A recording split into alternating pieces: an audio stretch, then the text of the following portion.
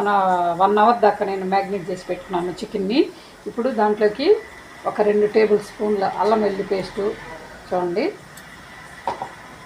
కారం ఒక 2 టేబుల్ స్పూన్లు, పెద్ద స్పూన్తో, కేజీ చికెన్ కాబట్టి ధనియా పౌడరు ఒక 2 టేబుల్ స్పూన్లు, పసుపు ఒక టేబుల్ స్పూను పెద్దది, కేజీ చికెన్ కాబట్టి చికెన్ మసాలా ఒక టేబుల్ స్పూను, కార్న్ఫ్లోర్ ఒక 2-3 స్పూన్లు చూడండి.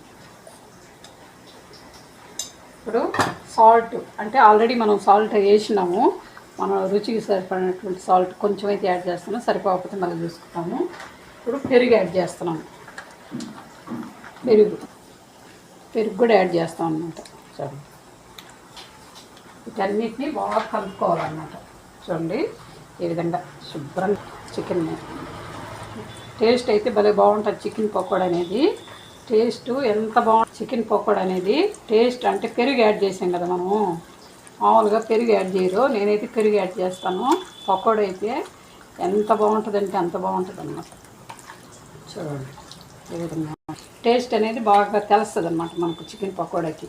చూడండి ఈ విధంగా నీట్గా ఒక 1/2 అవర్ అటు పక్కన పెట్టుకొని మనం ఎప్పుడైనా వేసేసుకోవచ్చు.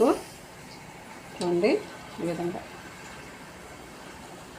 1/2 అవర్ పక్కన పెట్టుకోవాలి. చూడండి ఈ విధంగా 1/2 అవర్ పక్కన పెట్టుకొని తర్వాత మనం బాండీ పెట్టుకొని చికెన్ పకోడా అయితే వేయించుకున్నామంటే టేస్ట్ అయితే సూపర్గా ఉంటుంది అన్నమాట. చూడండి ఆయిల్ అయితే బాగా హీట్ ఎక్కింది. ఇప్పుడు పెద్ద మంట పెట్టకూడదు, ఎప్పుడు కూడా సిమ్లోనే చేసుకోవాలి ఏదైనా కానీ, ఎందుకంటే పైన లేయర్ వరకు ఉడుకుతుంది, లోపల ఉడకదు. కాబట్టి మీడియం సైజులో పెట్టుకోవాలి మంట అనేది. ఇదిగో నేను ఇప్పుడైతే అన్నీ సరిపోయి నాకు పర్ఫెక్ట్గా చికెన్ అయితే యాడ్ చేస్తున్నాను.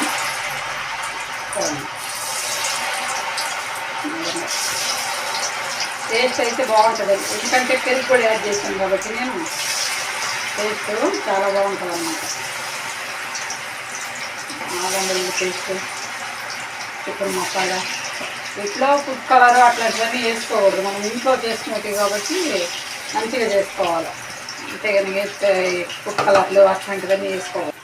చూడండి అన్నీ ఏ విధంగా చేసాను, స్లోగా చిన్న మంట మీద మనము చికెన్ పకోడాని అయితే చేసుకోవాలన్నమాట. ఆ విధంగా చేసుకుంటేనే మనకు బాగుంటుంది టేస్ట్ అనేది. కానీ ఇది కూడా పెద్ద మంట పెట్టేసి బాగా పై ఉడికి పడకడం టేస్ట్ చూడు గుమగుమలాడిపోతుంది. చికెన్ పకోడా స్మెల్ అయితే అద్దరిపోతుంది. చికెన్ పకోడా అయితే రెడీ అయిపోయింది. చూడండి వేడిగా చికెన్ పకోడా అయితే రెడీ అయిపోయింది. బాగా